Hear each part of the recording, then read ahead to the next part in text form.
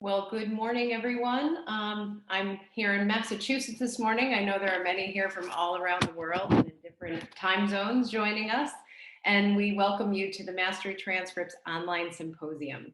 My name is Susie Bell, and I am the Senior Director of Member Engagement for MTC, the Mastery Transcript Consortium, which is a growing network of public and private schools who are introducing a digital high school transcript that opens up opportunity for each and every student from all backgrounds, locations, and types of schools to have their unique strengths, abilities, interests, and histories fostered, understood, and celebrated.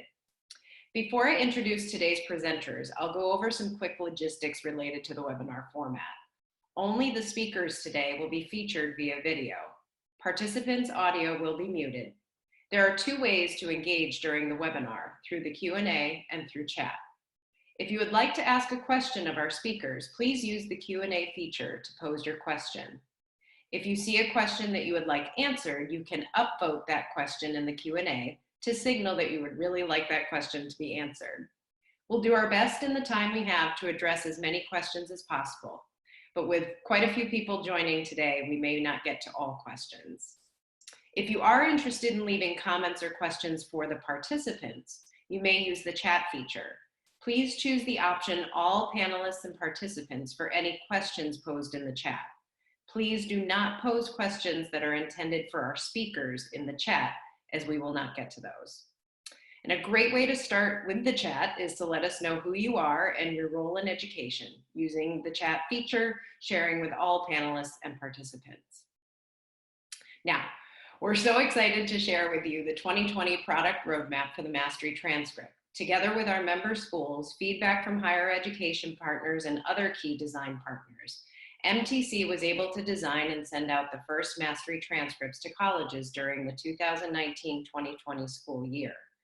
Our speakers today are two of the key team members managing and directing the development of the transcript: Mike Flanagan, Chief Product Officer, and DJ Roth, Technical Product Manager.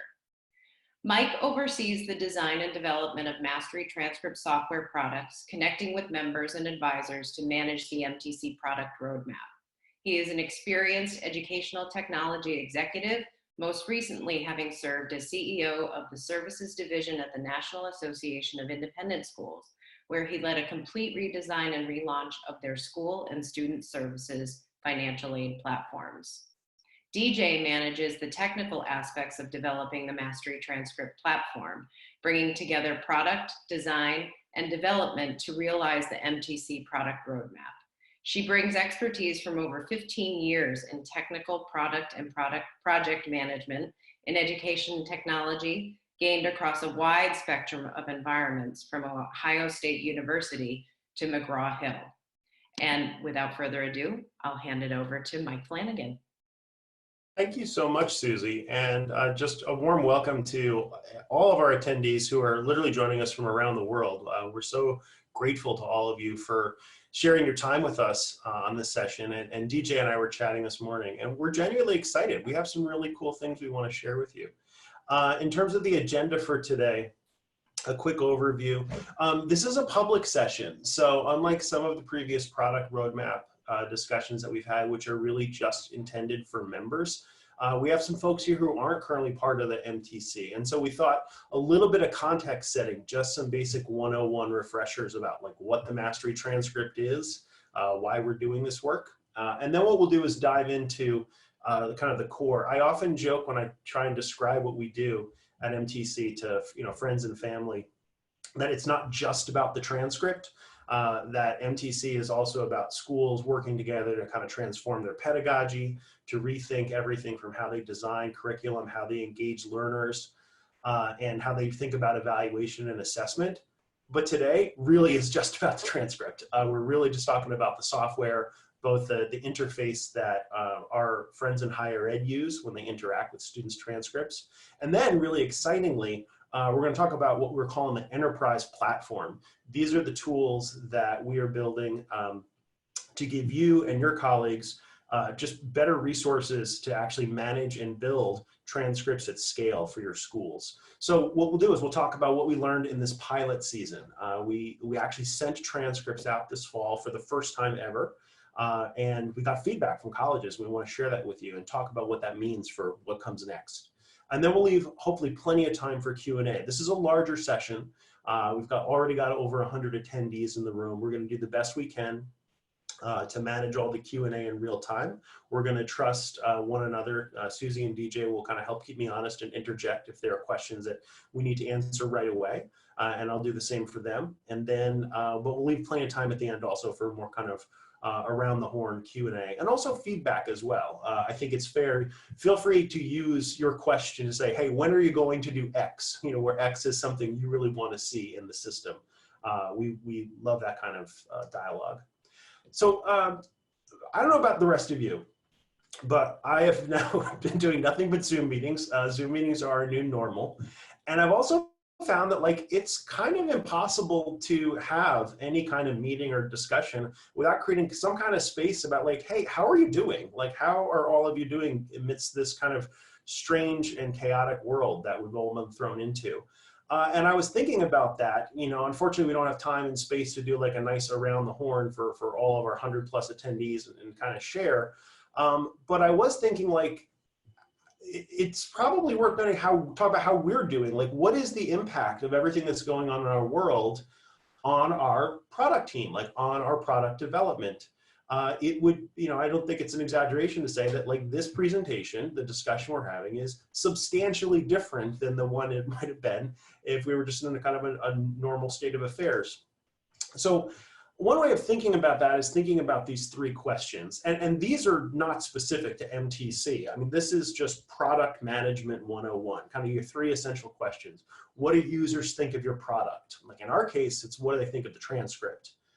How do we work together? Like if we have agreement on like what needs to come next in the system, like what are the most important features? What are the most important new modules or expansions? Like how do we actually get that done internally as a team?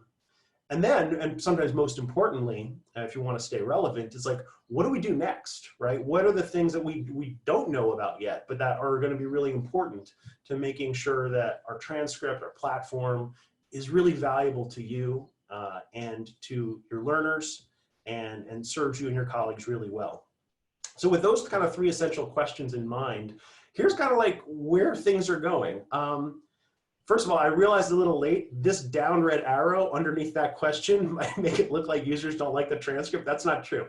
What I was trying to visualize is that it's really hard to get product feedback right now. If you talk to anybody in any kind of admissions role, and this is close to home, my wife is actually in secondary school admissions. Their spring has been really, really impacted by everything that's going on. What normally would have been all kinds of, you know, revisit events, retention events, yield, inviting students back to campus, and now I'm talking about higher ed, completely just thrown into a tizzy. Everything has to be done virtual. Dates are changing. Everything's changing. All kinds of new policy updates have to go out about how they're going to treat pass-fail grading, testing, et cetera. So not a great time to be going out to folks in admissions and asking them for time and feedback, right? They just don't have it right now.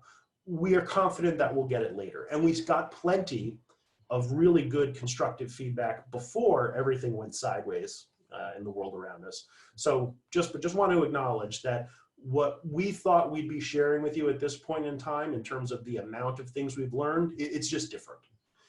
In terms of how we collaborate, we kind of have, just by virtue of luck, MTC is a completely virtual organization. All of us already work from our homes full-time, work virtually. And we also have a distributed and global team of developers. And so in a strange way, from day one, we kind of were doing this work in a very resilient way. We didn't have to adapt to not going into the office or kind of set up new systems and processes to work together and kind of get things done. Now, that's not to say that, you know, we haven't been impacted by everything that's going on in the world. I mean, like everyone now, like life is just weird, and I think you have to acknowledge that. But in terms of just day-to-day getting stuff done, it's kind of a wash. Like this is sort of, we are kind of used to it. And then somewhat optimistically, I guess, kind of what's next, like where's the market headed, and if there's one thing that kind of was the essential question that we would get, and it's really the right question from whether it's existing member schools, prospective members, folks who, they're just learning about Mastery Transcript for the first time. The essential question is, okay, but what do colleges think? Like, what do they really think about this kind of new kind of way of evaluating students and visualizing them? What are they going to do with that?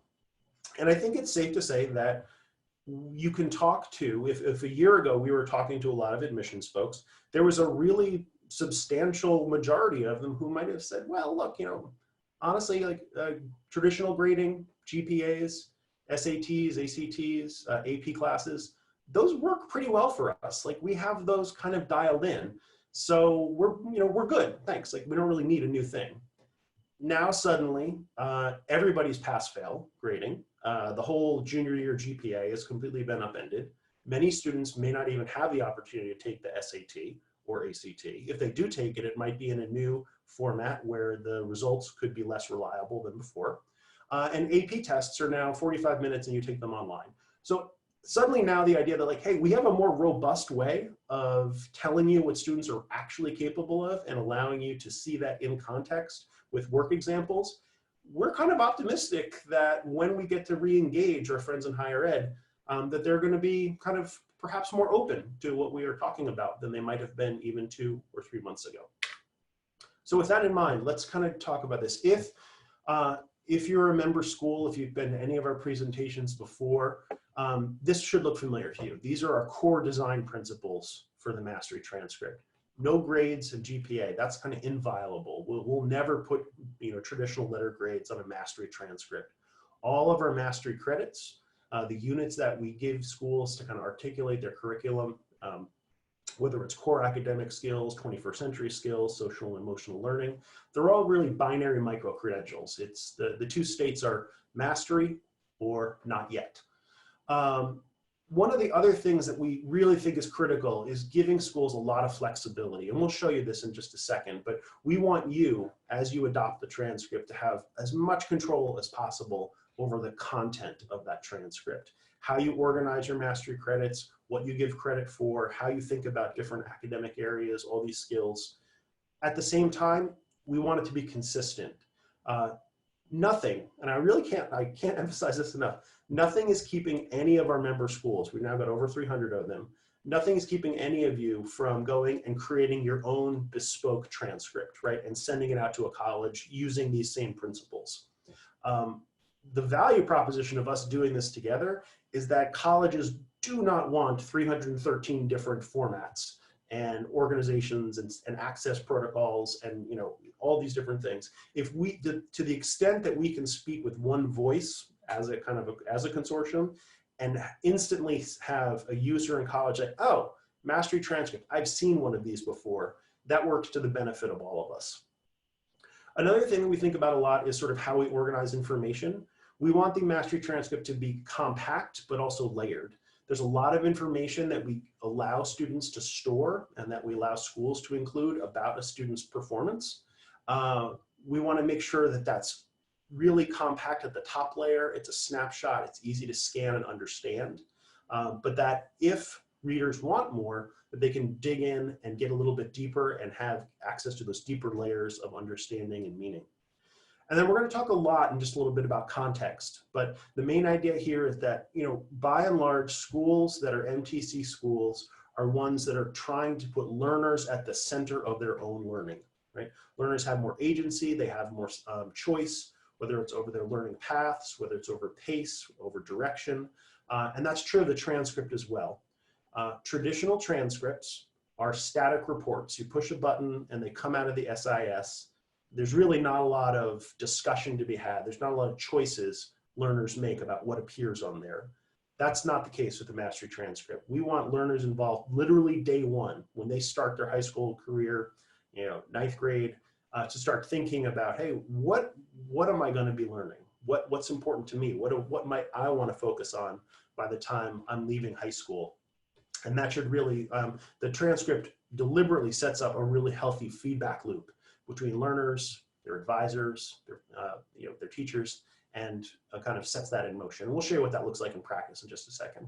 And then lastly, equity. Equity is at the core of everything that we do. Some of the earliest and best feedback that we got from our friends in higher education is that if this is a transcript that only serves certain kinds of kids, kids with extra resources, kids who already have advantages, I will not take it. My school will not look at it. And so we're really proud that in this pilot year, the schools that we served, the schools that were sending out transcripts, were an incredibly diverse cohort of schools. I could go on at length about each of these institutions. They're really amazing. But what really matters right now is that they cover a really great cross-section of the country, geographies, kids, economic backgrounds, you name it.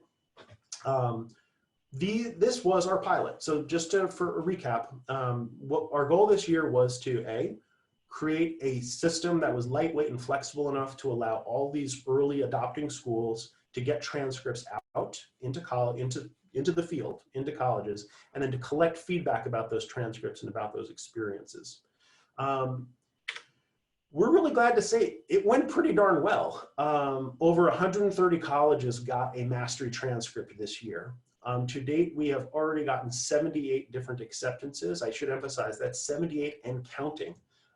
Admissions decisions are largely out there already, although some kids are getting off the wait list, but we're still collecting kind of feedback and notifications. For privacy purposes, hopefully this is obvious, we can't actually see like a kid's admissions results. They have to report those back to their school and report those back to us. So we're continuing to compile those from our pilot schools. But in addition to the really great news, we have no rejections. Not a single school, a single college came back to us and said, nope, won't do it, I won't work with it, give me a regular transcript or else. And then lastly, we're really encouraged that 14 high schools, and again, probably and counting, are planning on sending transcripts out in the following year. So that was kind of in broad strokes and numbers, kind of the purpose of the pilot, getting real transcripts out into the world and getting feedback about that. One thing I really have to emphasize, especially as we start to dive into the system itself, is that we were very clear as well with our friends in higher education that this was a pilot, that we wanted their feedback, that nothing that they were getting was set in stone, and that we really were hoping that as they engaged with the transcript, that they would keep track of things that they didn't like or things that they would like to see, kind of enhanced or improved, or to come up with ideas we hadn't thought of. And I really have to emphasize that that's a really powerful thing. It's one thing to go to somebody who's got a system, a way of doing things, to say, hey, we're going to give you something new and just deal with it. But if you go to somebody and say, look, this is an idea, we're testing it, we really value your feedback, it really changes the tenor of the conversation and the degree to which I think they really were pretty generous with their time. It's probably a sign that you've spent too much time online working collaboratively in Slack that you start thinking in emojis. But these are our three kind of themes of feedback that we got from higher ed. Holistic review is or just if you have let me back up a little bit by what I mean by this. Holistic review, context, and PDFs are kind of three broad themes that we saw early on from feedback from colleges. And it might help actually if I talk about each of these in the context of the system. So I'm going to pause briefly, and I'm actually going to launch the transcript itself so we can look at it together. Okay, so DJ, is the Access PDF up on screen? Okay, so let's talk about this. If you haven't seen the Mastery Transcript before, this is actually what we sent to colleges. And we made a conscious decision not to send a static PDF printable Mastery Transcript out as the first thing colleges would see. What we said instead was this: we called it the Access PDF. Each student has a unique code, and basically by clicking on this code very easily, you get to a sign-in screen, verify that you're not a robot, and pop in, and then you get to the actual Mastery Transcript. When we talk about what is the Mastery Transcript, this is what we have in mind. This interactive interface works in every web browser.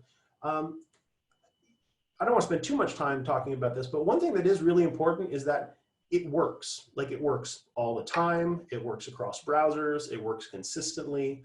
As Susie noted at the outset of the call, both DJ and I have worked in a lot of different kind of technology organizations, supporting a lot of different products. It's no small thing to say that, like, yeah, the technology works all the time when it's supposed to. So we're really proud of that. We're proud of the fact that we had a whole support mechanism kind of set up for schools that were having trouble accessing things, couldn't get it to work. And the traffic on that was pretty much zero. Every school that needed to look at the transcript was able to do it. Now, with that in mind, let's talk about some of these themes that I was talking about earlier. I talked about the importance of holistic review. Generally speaking, what we found is that the more selective the college or university, the more open they were. In fact, the more enthusiastic they were about working with the Mastery Transcript. And the reason for that is that some of it's already sort of the deficits of existing transcripts. Most of the folks that apply to, for example, Caltech or MIT or Harvard or you name it, sort of super elective elite colleges already have GPAs that are 4.0 or indistinguishable from 4.0 or whatever system is being used. Most of the courses they take are extremely similar. They're always like the most advanced track honors AP classes that their schools are offering.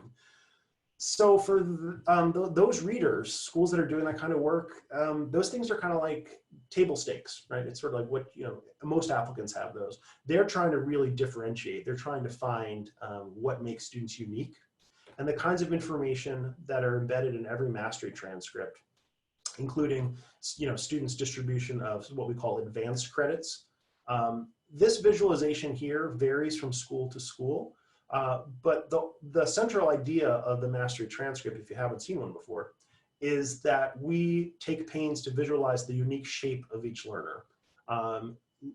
Some of this has to do with sort of the nature of what it means to be a Mastery learning school, that we think, learners are unique, they are individuated. And so rather than trying to push them into a narrow and standardized funnel of kind of a curriculum that looks the same for everyone, we want to give them as much freedom as possible to go more deeply and explore into real areas of passion. And in this case, our sample student Juliet from Enosburg Falls has gone especially deeply into global citizenship at her school. And so if she is applying to an international relations major at a school, the readers there can instantly say, oh, okay, yeah, given the choice, the student has actually walked the walk. They've actually gone really deep in that sort of area. And we can see that the choices she's made align to what she's saying her interests are at the school. In terms of like holistic review, I talked before about kind of like narrowing of GPAs and some of the reasons that selective schools really resonated with the Mastery Transcript. Another reason is that schools that are doing selective reading are much more likely to do what we call holistic reading. They are trying to, they're looking at applications not formulaically or algorithmically, like plotting them on a matrix of GPA versus test score, but and just sort of like crunching the numbers. But what they are really trying to do is kind of get a sense of the student kind of writ large. Sometimes they're doing it in teams, sometimes individually. We were really lucky. We were given an opportunity to be a fly on the wall of a couple of colleges this spring and literally sit in the room while they made admissions decisions, while they discussed folders. And both of those, the institutions that we visited did holistic review, but in both cases, I really cannot emphasize enough how structured each of their processes was.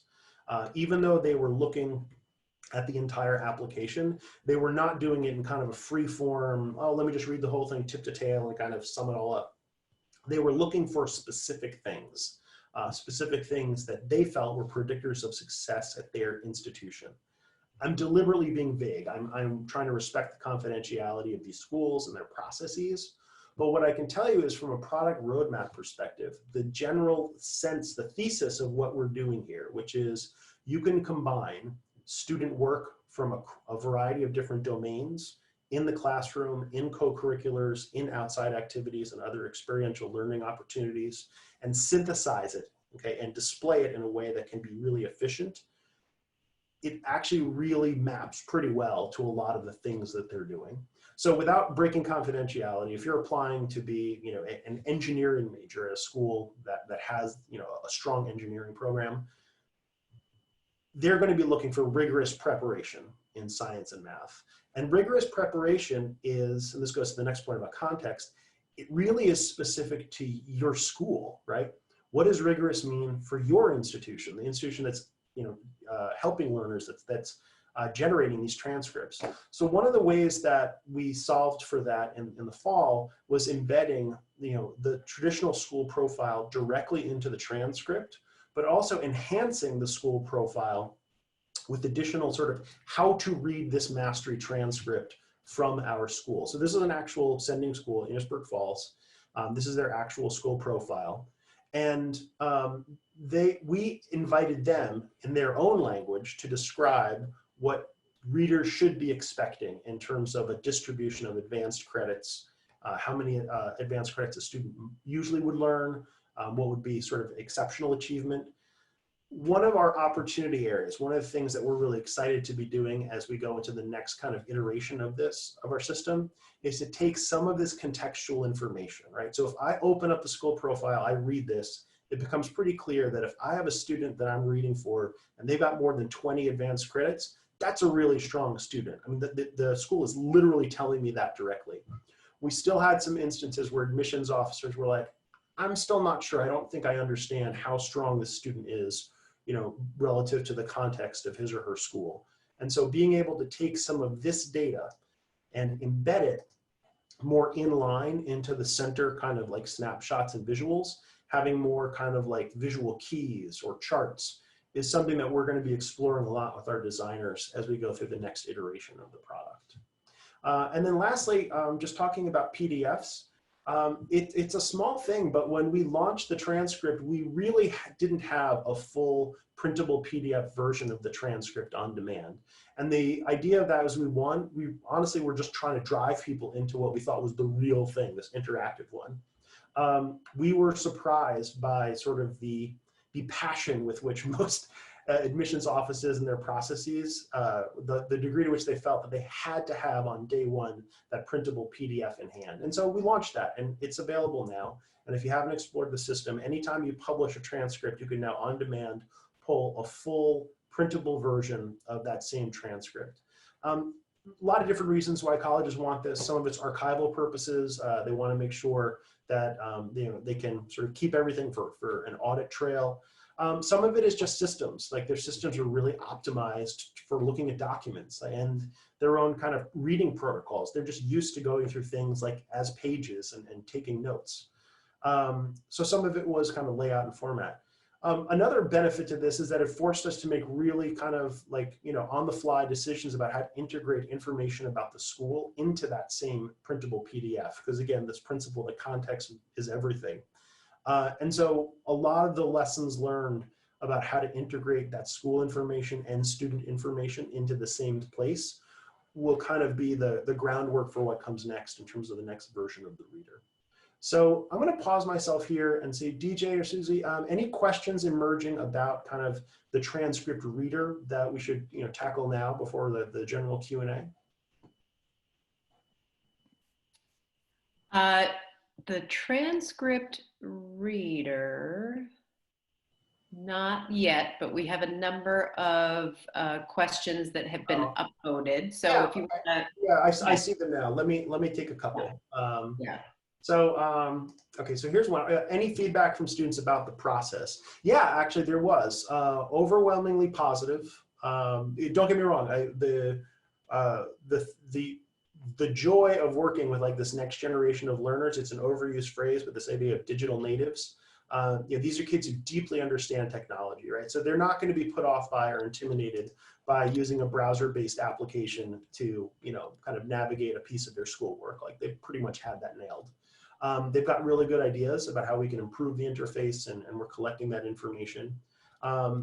Again, those feedback sessions and loops were every bit as disrupted once everyone went to 100% homeschooling and virtual. So, some of that has been deferred, but we're optimistic we're going to get really good lessons learned.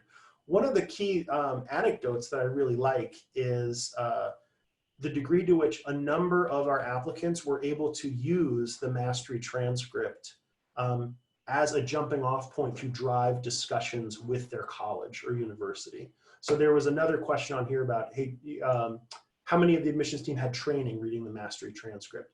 In some cases, the student actually led the discussion with the very person who'd be reading their transcript. It's like, hey, I'm going to be applying to your college and I'm sending you a transcript that you may not have seen before, and I want to tell you about that.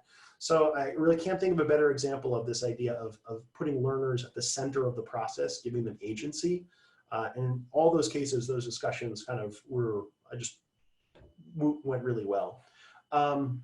So again, one of those other questions, out of the 130 colleges, how many of the admissions team had training? What I would say is that close to 100% of them were offered training. They were offered a discussion. We, to the best of our ability, reached out to every single one of them in advance. Not 100%.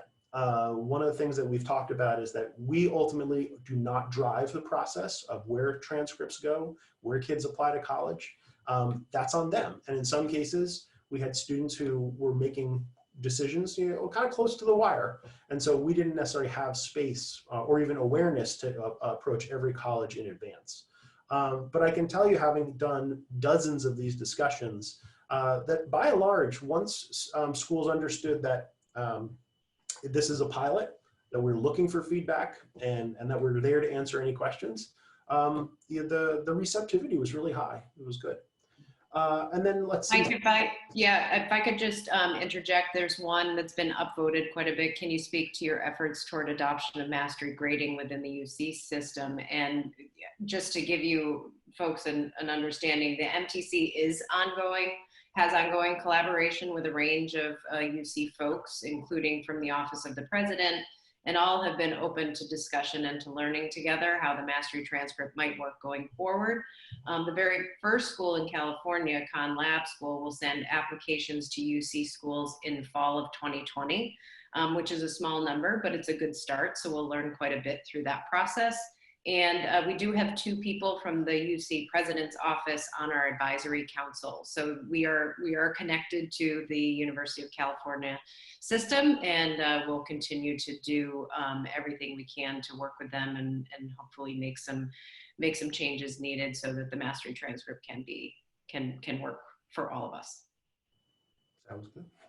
Yeah, I think you can also use the UC, use the UC system sort of as a placeholder for sort of how is MTC working with any organization that is really, really centered around numerical grades and GPAs. And I think, so real world examples of that, one of our applicants was in a state where their state scholarship program just required a numerical GPA. And very similar to the UC system, it required direct entry of grades into the system. So, that's the opposite of holistic review. It wasn't like, oh, I'm going to look at your application and make a decision. It was, no, you punch in the grades and then the system determines whether you get the scholarship.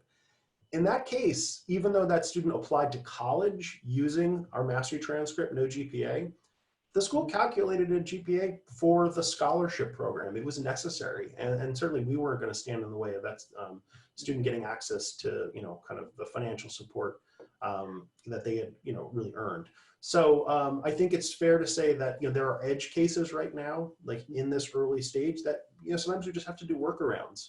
But again, the benefit of having kind of 313 and plus schools working together is that we can get the NCAA to pick up the phone when we call them, right? We are now speaking as a community, and we have much more kind of voice. I want to make sure that we leave time to talk about the enterprise platform and what's coming next. So please know that the other questions that are stacking up here, we're not ignoring them. We're going to leave time to make sure we loop back for all of these. But I do want to turn it over to DJ to talk about what's coming next, leaving aside the transcript reader, talking about the enterprise platform and some of the things that we're excited about for the future. Hi, everybody, and thank you all for being here. Actually, Mike, if you back up, we can stay at that slide for just a little bit. So first of all, when we talk about what's next, I really actually want to pause with what are we saying when we say enterprise, first of all. So then let's recap what we refer to as pilot. Now, we have spent time talking about pilot as in this phase that we've been in and that Mike has shared on our progress with sending transcripts and such. with our member schools. But when we talk about the system itself, when we refer to the enterprise platform and we refer to the pilot, what we're talking about and focusing on right now for June is rolling out some new back-end administrative tools. So when we stood the pilot up, it allowed us to get transcript built and transcripts sent out this past school year. But when we talk about moving forward, we really are looking at the system where it wasn't designed for high volume. So for example, think about how you would manage 50 learners versus 100. How would you manage one graduating class and an upcoming cohort coming through? The pilot interface right now isn't just designed to handle that volume. So when we talk about our June goals, these are tools that'll help us all scale. We'll have more schools sending transcripts. Each school will have more learners. Again, talking about the cohorts, we're talking about the next set of graduates now and others coming up for the next school year. And then finally, we're finding opportunities already where we can start to share and learn more from each other as we create our transcripts and create our credits and credit areas. And we can take advantage of the enterprise platform to allow that learning to continue. So again, I just want to, there's a small caption here that when we talk about the rollout in June, we're talking about back-end administrative tools. We're not changing that transcript view at this time, not in June. So I want to take you through and show you some examples of what we've been establishing in version 1 of our enterprise that we're going to see go live in June. Something that we're really excited about is really taking what we're calling the opportunity to look at our design patterns. So what you're going to see here is a contrast of some, especially those of you who have been in our pilot system, you're probably familiar with it's there to get the job done. But as we look forward again, here's an example of one of the design patterns we're adopting in the enterprise platform, where we'll be able to grow and add more features as we go in the future. So this is something from a design technical point of view we call a card view. What you're seeing here is a screenshot out of our development environment of how we're going to see multiple schools in the system. And we're leveraging this card view. A card shows information in a very nice boiled down way. But the advantage of a card is that over time, we'll be able to group information together. You can slice and dice it. You can organize your cards into groups that are called stacks. These are all design paradigms that then we can add functionality to and really, really help make this a more meaningful and robust system to support everyone moving forward. The next example that I have is another design paradigm is what we're using here to view learners. So as we think about, we always call this the Gmail view, but it's basically a table view, and tables we're all familiar with. It's a great way to see information in bulk quantities. It allows us efficiency in viewing, efficiency in taking actions to many records at a time. So if you can imagine what we're coming from here, again, in the upper left is a very functional list of students. But if you move over to where we're going in the enterprise, we have the capabilities now to actually have an interface that can support managing many people at the same time. And then finally, the feature that I'm really most excited about is being able to explore other schools' mastery credit architectures. So what you're seeing here in this view is what the view would be like if you were actually taking a look at a credit architecture, looking at credit areas, looking at the credits within those credit areas. But then actually there's a tiny button in the upper right that is probably not readable, but you can explore other credit architectures from other schools. And so we've already started doing usability testing of the system. And ironically enough, or it's actually pretty joyous for me, the test topic was absolutely doing some other task, but when our testers found this feature, everybody has just been really excited to actually be able to learn from what other schools are doing, and being able to expand their thinking, to see, you know, oh, this is how people are labeling things and so on and so forth. We're really excited about being able to roll this out also in this first version. So these are just some examples of, as we talk about enterprise and how we describe it being scalable, you know, these are all examples of how we're expanding on that, and we'll be able to carry these design patterns forward as we go into future versions. So if we want to go over to the next. So this is the plan. This is our priorities for this upcoming summer, is really focusing on getting this launched. Again, I want to reiterate, this is about the back-end tools. This does not impact what we see in the actual transcript itself. This is all to support updating information and getting those transcripts out. So in May, we're still finishing the development, but we'll move into a launch phase by June. What that will mean is we will stand the enterprise platform up, and then we will help all of their schools who are currently sending transcripts or have information already in the pilot space. We'll help them migrate over, and it will go through a transition phase in July. August 1st, we want everybody to be up and running on the new enterprise platform, and that's what we're going to continue iterating on into the future. In terms of what we are looking at doing next, some of our upcoming priorities are workflows to help us with the approval and the management of evidence and credits, for example. Another is, we know we're evolving our credits and our course lists, and how do those changes impact students who have already, you know, how does that impact how you manage it as a school? Because obviously transcripts have already gone out from previous cohorts, but how do you evolve it over time in the future? Because we want this to be something very flexible, because we know we're in a growth pattern right now, in a learning pattern. And finally, we've been looking at integrations with SISs and LMSs, where we want to make sure that the nuts and bolts just work together to make this as smooth an experience as possible to our schools. So Mike, I don't know if you had any questions about the roadmap, but yeah, any closing thoughts? Thanks, DJ. Yeah, we're getting some great questions here in the Q&A. So I think what we should do is just try to, you know, kind of dive in and together answer some of those. So let's see.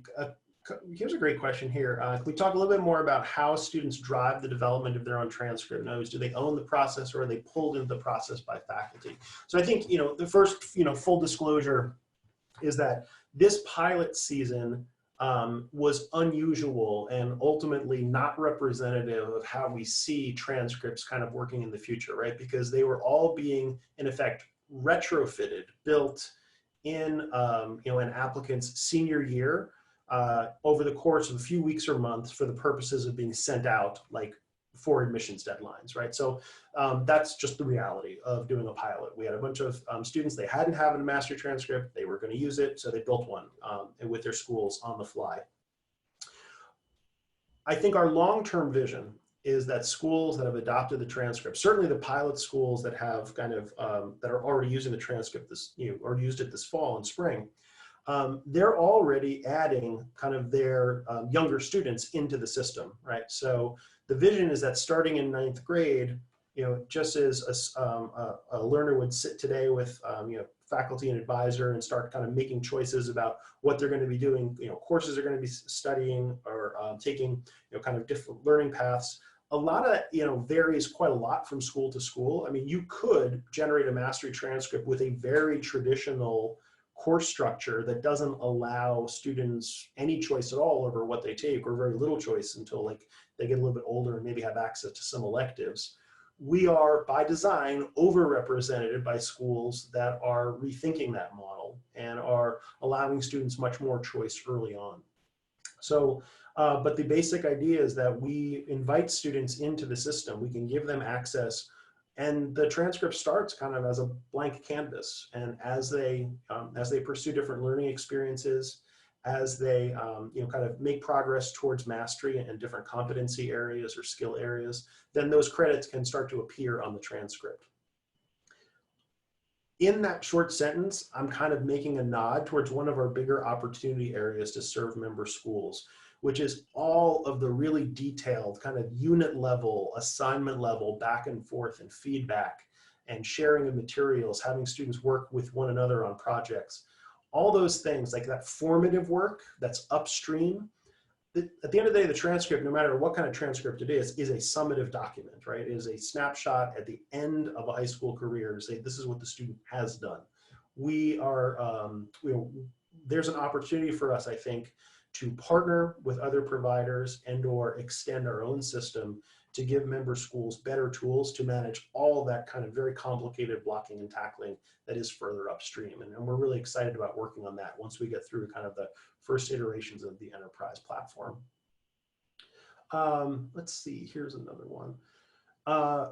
Okay, so this is a related question. If a school might be considering an LMS SIS shift, which might be the best for integrating with MTC? That's a great question. I can't answer it right now. I can't. I wouldn't be comfortable saying, oh, here's the two best LMSs for MTC work. But that's a question we're tracking very closely, and we're actually it kind of dovetails with what question was asked earlier about how we're pursuing different integrations and releasing APIs. One of the things about doing that integration work and building those APIs is that it really gives us an opportunity to do a deep dive with the folks who are building and kind of providing systems that do that upstream work and that are in use today at member schools. And so we're going to get a pretty good idea about what they're like to work with, kind of how technically capable their teams are. They'll be doing the same with us. And we'll also get a sense of like how our schools are using those systems and what they do and don't like about them. By the time we go through that kind of first wave of integration work, our team is going to be collectively have a much more informed point of view about which of these systems is like really kind of best in class. And as we get smarter about that, we'll be sharing that information with you. We'll also be, I think it's safe to assume that at some point in time, we'll be inviting some of those providers to come in and tell their stories to the membership. We're just sort of like, we've got a lot of different irons in the fire and we want to prioritize. But I could see a space in which that would be really useful to have a kind of a curated set of partners who do this work really well. Really good question here. I'm jumping around a little bit, but I'm just going to go on by upvotes. So given college's relative context, is that just another way of ranking kids and comparing them to one another? So I think it's really important this is where we have to be really precise about the language. We never want to just do a simple linear stack ranking of kids. That's the reason why we will never have a single number GPA on a transcript, and why we'll always encourage readers of our transcript to really think about shape and think about distribution and not assume that the number in the center of the transcript is out of X, because that's a question we get very often. And when I talk about including additional context in the reader, that's something that we need to do a better job of. One of the main questions we get is, okay, I see this student has achieved 20 advanced credits. What is that out of? Is it 20 out of 30? Is it 20 out of 50? The underlying question, which is, what do I make of this? How impressive are these advanced achievements? I think that's a fair question, and I think we have to respect readers that the need to understand as much as possible what the student has actually done relative to the opportunities at his or her school. What we do not want to do is kind of just replicate these sort of artificially precise paradigms where, hey, this student got 19 advanced credits and this one got 20, therefore the one who got 20 is better. Is more qualified. What we really want to do is say, hey, which 20? The story should be, if I'm really passionate about doing model UN and international relations and kind of oral presentations and debate, that should really come through. That should just shine on my transcript. And if I'm more comfortable with numbers and the laboratory and STEM and wrenching on robots, that should come through as well. So those are things that we really think are important. So it's really much more about telling the story of individual learners and not reducing them to a single number. So I don't know if that's, we could go on for a really long time talking about kind of the different dynamics here. But at the same time, we need to be very clear-eyed that for the student, some of our students, and I'm kind of segueing to a different question here, we have many students at MTC schools who are not applying to selective colleges. They are applying to open enrollment colleges, community colleges, technical schools. Some are interested in going directly to workforce. We think the Mastery Transcript can and should serve all those students, and not just ones that are applying to selective schools. And I think there's stories starting to emerge about school students that are using the transcript for those purposes, and we're learning a lot from them. Again, one of the nice things about doing a pilot, any pilot, is that reality gets a vote. And in our case, the reality is not every kid that we have in this pool is applying to a college.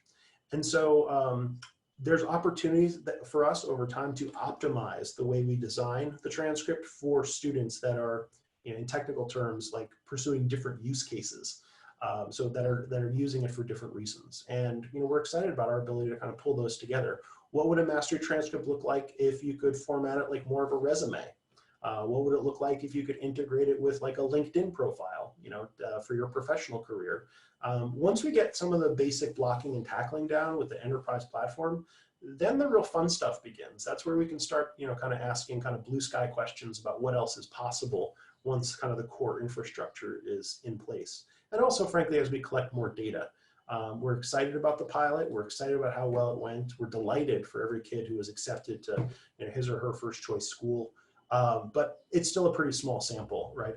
I think it's reasonable to think that if we continue the growth rates that we're seeing, you go from 4 to 14, maybe the year after that, as many as 50 to 60 schools sending transcripts. At that point, you're going to start to have real data that's interesting and will tell you much more about what's possible with these kinds of platforms and approaches. That's going to be pretty exciting. Susie or DJ, help me out here. What's a question that we should be thinking about? Let's see. Oh, the public universities.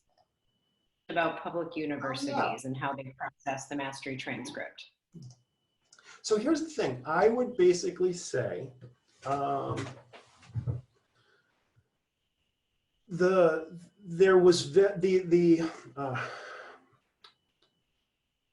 degree to which a school easily handled a Mastery Transcript or not had very little to do with whether they were a public university or a private college, and much more to do with sort of selectivity and resources, right? And some of this is just kind of basic, kind of, if you're the University of Michigan, who did not actually get a Mastery Transcript this year, but I'll use them as an example because Kedra Ishif, who runs enrollment management there, has been part of our advisory group and is really generous with their time.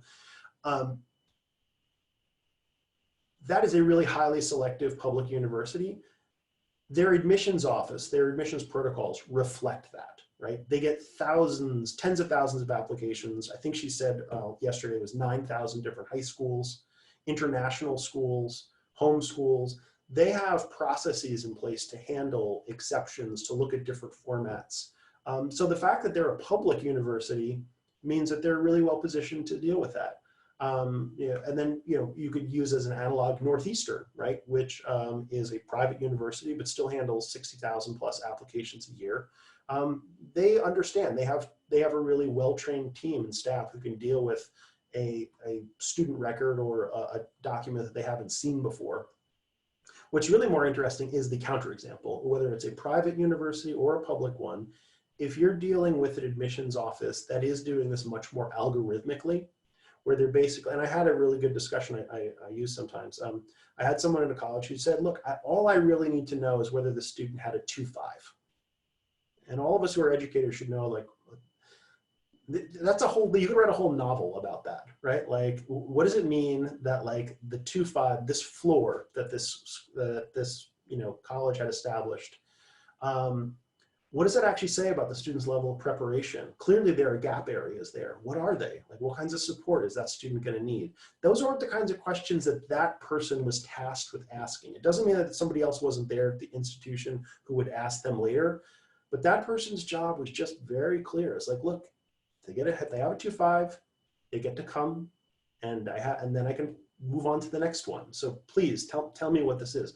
And I don't mean to be dismissive of that person's work or the task that they have to do. If anything, it's a real design challenge for us. If you talk to the leader of any of our pilot schools, if you have just a diploma from a mastery learning school, if you've gotten 100% of those foundational credits, you're really college or career ready. Like, you've been held to a very, very high standard, much higher than what, you know, the community at large might think of as a high school diploma or high school equivalency. But it's not reasonable to expect colleges to understand that on day one. So leaving aside anything that we're doing on the transcript itself, there's a much larger discussion we have to have with folks out there about what mastery learning is and why holding kids, you know, accountable to these very high standards is itself kind of a really equitable move, and what it means to, like, make sure that every student who leaves school you know, is capable of doing work at a high level. I will tell you, just kind of as a counterexample, that one of our fly on the wall opportunities, we got to see sort of the way admissions readers were looking at schools in context. And one of the things that they were doing was assessing the kind of school that the student was applying from. And they were characterizing them. They had a literal scale. And at one end of the scale, it was a 5% school, and the other end of the scale was a 50% school. And the percentages there were the percentages of graduates from that high school who could do the work at that college, right? So let's just all think about that. There are some high schools out there where, in the estimation and experience of that college, literally half the graduates could do the work at this highly selective school. There were other high schools out there where only 1 in 20 could do it. And that wasn't something that was kind of that was just their reality. It was just debate. It was just literally coded into their system. It was a drop-down menu. That's kind of the work for us, right? As a big community of schools, how do we, like, work together to create a world in which there are not these yawning chasms between 50% schools and 5% schools and the kids who get to attend each. And so when we think about everything that's going on beyond what's on the screen, that's really the larger work here, helping people understand that, like, kids everywhere deserve to be going to schools that are 50% schools. And by working together, we can create more of them. All right. Let's see. Great question here from Chris Sturgis. It's Yes, a long question. It's a multi-dimensional question. Let's see. Okay, so Chris is, this is really interesting. Chris is asking whether there's an option to create a pandemic weighting system. Basically, if I'm reading this correctly, it's sort of a more timely inflection on the adversity index, understanding sort of more context. Yeah, that's a really fascinating question. I don't, and you've given us a really good start here about some of the criteria, right? What does it look like to, I think we're kind of making a closed loop here, right? We kind of acknowledged at the outset of this discussion that the world around us is changing, you know, that our schools have been asked to deal with unexpectedly with a profound change in the way we engage learners and you know, kind of deliver services to them and keep them engaged. We know, I mean, it's just screamingly obvious now that, like, all the deep divide that's out there in terms of the resources that kids have at home, and now how that impacts their learning. Previously, school was like a place where, at least, hey, no matter what was going on at home, you could show up and be in the same environment as your classmates. And now suddenly that's not true either, right? That there's really deep divides. Yeah, I think that's a really provocative question, Chris. What role could we play, both as a cohort of schools and as a developer of systems, to maybe contain more context about what's going on, what the spring was like for some of our learners? I think, Mike, just to jump in here, I think we're encouraged too by what we see coming out of colleges, their public statements about what they're seeking in terms of information about a student's experience during the COVID pandemic, and we're keeping track of all of that, especially in terms of, you know, like from a like larger scale standpoint, if grading policies have been changed at high schools and how will that affect. So definitely, you know, we're on that theme and that topic in terms of providing greater support for our member schools so that they have eyes wide open going into making any changes in their policies, but definitely how they can support their students. So yeah, I think that's in tandem with that, perhaps looking at something like this is very interesting. So I realize our time is rapidly kind of running out, but I did want to just flag one more question here because I thought it was interesting. Because I think it points, maybe not specifically, but generally to sort of the way we are thinking about evolving products and improving kind of what you and your students have access to, what learners have access to in terms of our product portfolio. So the question here is, it would be interesting, to do a study where the same student used two different transcripts, one traditional, one mastery, and we've actually thought about retrofitting, working with schools to have them build mastery transcripts for students that have already graduated, right? And then and that would give us a sample set where you would have a set of students who had applied to colleges, and gotten results using a traditional transcript. And then you would also have in hand a set of kind of parallel or kind of like echoed mastery transcripts for those same students. And you could, I think, in a structured way, get feedback around that. I think that's a really interesting question. There's going to be a lot of things we can do with more data in the systems themselves. We know, kind of going back to this idea of schools using different terminology and frameworks. Every school that we work with has some kind of competency that they're, helping students, master around teamwork or collaboration, right? I mean, it's the essential 21st century skill, working well with others. They all call it different things. Like, I'm really curious to see over time, what does it mean, like, depending on the labels that we use? Are colleges more likely to open a particular competency if it's called teamwork and look at it than if it's called, kind of collaboration? Like, we're going to be able to get pretty granular data about like what matters to college readers based on what they actually look at. And I think that will inform sort of all of us as a collective of schools about the work that we're doing. So we're really excited about that. So I am, anytime we do a presentation, DJ or I, there's always this sense of regret when it comes to a close. You can't get to every question. So I will throw this out there. My email address is flanagan@mastery.org. It's really easy to remember. It's on the website. If you want to continue this discussion, if you want to learn more about MTC or your question to be answered, let us know. We'd love to chat with you further. And thank you so much. It's been really an honor to have such a nice group of you here and giving us your time amidst this very chaotic spring. I hope you all stay healthy and well. Thanks so much. Thanks, Mike. Thanks, DJ. Thank you, everyone. Enjoy your weekend.